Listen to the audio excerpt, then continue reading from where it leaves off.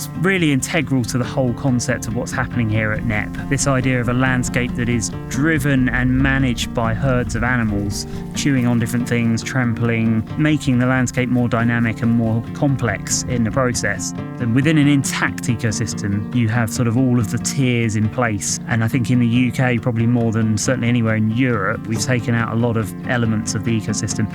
Most notably, we've taken out the entire apex predator tier. So what we're actually doing here is trying to mimic that fully functioning ecosystem, but controlling the numbers, acting as the apex predator so that we have a balanced system.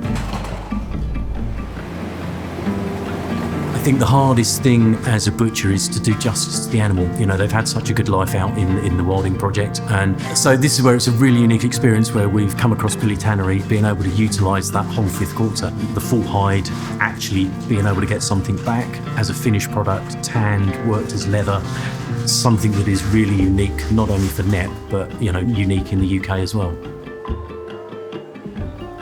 It's amazing to be really using the whole animal finally. It's been a long time coming. We've been doing this project for 20 years, and so to be able to use that last little bit which has evaded us for so long is a really special project.